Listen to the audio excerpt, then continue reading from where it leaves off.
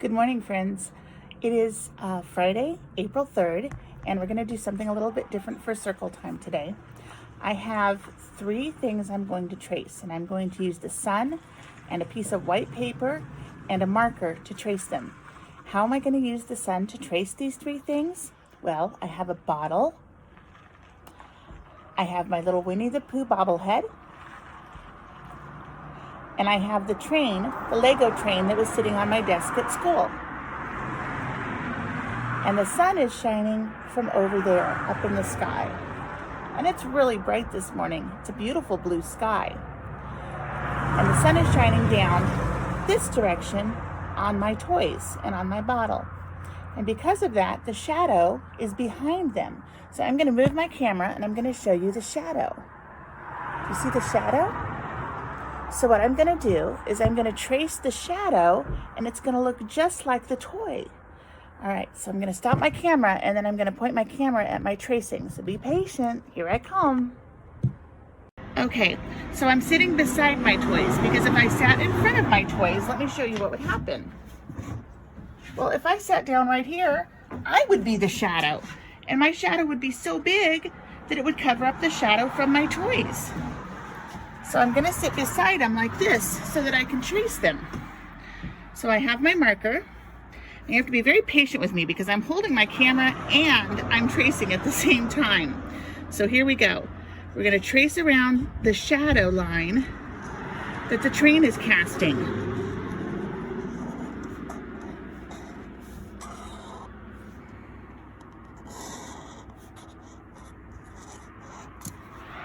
And I'm gonna move my train away. Now I know that my train has wheels on it, so I have to make some wheels. So I'll make my wheels. And it has a big one in the back, and they connect together. And then the front goes there, and that's the little caboose thing in the back. And we know that the train has a window on it. So I'll put the window on my picture. And we know the train has a little smokestack on it. Look at the shadow it's making just sitting there. So I'll put my little smokestack here and I'll put some steam coming out of it. There's some smoke coming out of it. And then we have a little front rail on the train, a little guardrail. And I've basically drawn my train just from the shadow it's casting. Now let's check out Winnie the Pooh. Let me trace around this head. This is a big old bobblehead. But when we take Pooh away, we can make the bottom of his face. We can make his, turn this way. Oh, I'm making the shadow, but that's okay because we've already drawn around it. We can make his eyes. And his little Pooh Bear nose. And we'll give him a smile. And we know he looks a little bit wry. There we go. We know he has a honey pot. And then here's my bottle. So we'll do this last one. The last one is my bottle. So let me trace around my bottle. And I'll move the bottle out of the way. And we know the bottle has a bottom on it. So we have to put the bottom on this. And it has a lid. You see the lid on the bottle? So we'll put the lid on it. And we'll draw some lines on it. And then you can draw whatever you want. My name is Miss Chrissi, so I'm gonna put a C on my bottle for Chrissi. So that, my friends, is how you could draw pictures with your toys using shadows. Did you like that activity? I thought it was pretty fun. I hope that you have a chance to do it, and I would love to see the kinds of things that you trace. Do you have little dinosaurs or little puppy dog or kitty cat toys? Even a doll, you could even trace around, if you had a small doll, the shape of your doll. If you had really big paper, you could trace a bigger item. So I'd like to show you what I'm going to do for spring break in my yard. So I have a bird feeder in my yard. I love sitting on my porch and watching my birds. I also have an area in my front yard around the house where I'm going to plant some vegetables. I think I'm going to plant some tomatoes and some peppers and some zucchini squash. Think of some other things that we can plant that are vegetables and let me know what you're gonna plant in your garden this summer. I'm also going to plant some flowers, but I have some really special flowers I want to show you. I'll be right back.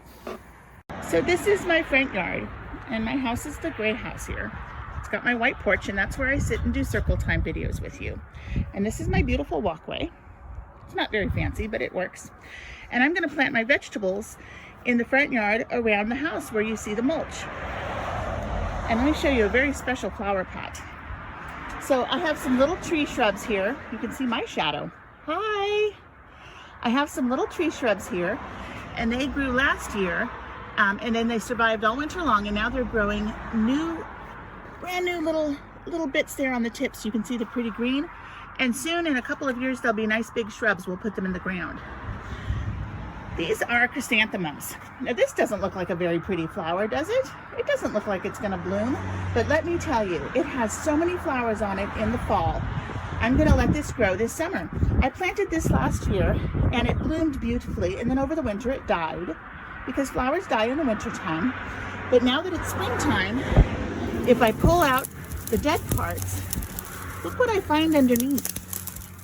What do you see underneath? What is that? That's new growth. Those are new chrysanthemums that are gonna grow. So I'm gonna break all of this dead stuff away, and I'm gonna put some fertilizer in here, and I'm gonna loosen up the ground and water them, and I'm going to have beautiful chrysanthemums again in the fall this year, probably late summer. You can see I have a second pot here. Look how many there are down there. If we just pull away the dead branches, the new chrysanthemums can grow. It's one of my favorite things about springtime and about Easter time is that things come to life, they grow, they're beautiful, it's new life. So here around my front yard, I'll show you my little bird feeder, and then I'm going to show you a video. There's my bird feeder, and we feed the birds every day. I'm going to show you a little video of the birds in my yard. I have 2 birds that come visit my yard, and I'll tell you about them in just a moment. Okay, so the 2 birds that come visit my yard are called mourning doves. I have a lot of birds that visit my yard. I have cardinals, and I have robins, and I have finches. I have all kinds of birds that come visit my yard, but 2 of my favorites are the little mourning dove friends that come to visit my yard. And the reason they are called mourning doves is because they make a sound that sounds like crying. Now, you don't think of mourning and crying at the same time, but mourning actually has 2 meanings. The word means morning time, like wake up, it's morning time, it's time for breakfast. And the word also means something that is crying or sorrowful or sad. So I would say if I had a piece of like a necklace or something that I lost and it made me really sad and I was crying, my husband would say, "Why are you crying?" And I would say, "I am mourning because I lost my necklace and I can't find it." And so we use the word mourning sometimes when we express our feeling, our emotion of crying and sadness. So the doves, they're not sad and they're not crying, but they have a very, they have a very interesting call. They call each other like this. Ooh, ooh, ooh. And it sounds like a mourning or a sad call, but they're not sad. They just have a call that sounds sad. So I have the 2 beautiful little mourning doves that come into my yard, and they're best friends. Mourning doves are best friends their whole lives. They find a buddy and they stay with that buddy for their whole lives. So these are my little best friend mourning doves that come in my yard, and let me show you. The video is about 1 minute long. It's super sweet.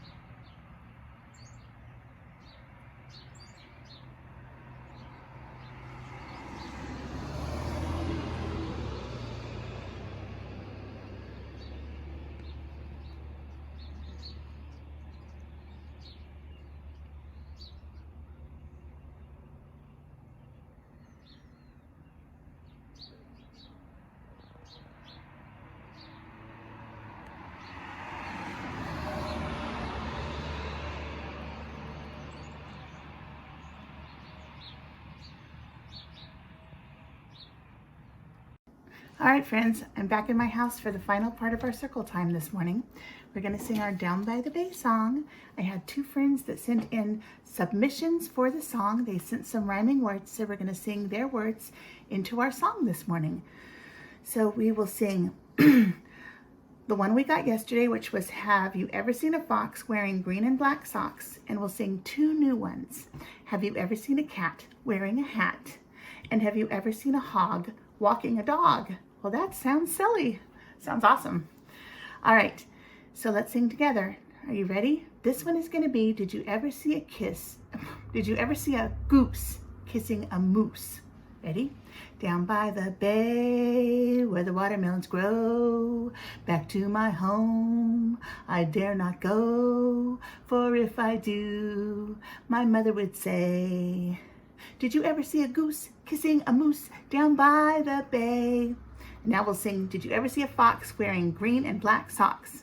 Down by the bay where the watermelon grows, back to my home I dare not go, for if I do, my mother will say. Have you ever seen a fox wearing green and black socks? Down by the bay, down by the bay. And this one is going to be, have you ever seen a cat wearing a hat? Down by the bay where the watermelon grows, back to my home I dare not go, for if I do, my mother might say. Have you ever seen a cat wearing a hat down by the bay? And then our next one is going to say, have you ever seen a hog walking a dog? Down by the bay where the watermelon grows, back to my home I will not go, for if I do, my mother will say. Have you ever seen a hog walking a dog down by the bay? I love that one. That's so funny. That makes me picture a pig, a big old hog, walking a dog on a leash. That would be absolutely the silliest. So we are headed into spring break. It is going to be 1 week, and then we will have Easter, and then we will come back to school. And I'm very excited about spring break because it gives me a chance to work on some activities for my friends. So when they come back, we'll have some fun things to do together. And Carlos and Charlotte both wanted to say, Happy Easter! Have a great spring break! We love you! Mwah! And I love you too. Let me know what you do for spring break. I'm excited to hear about your plans.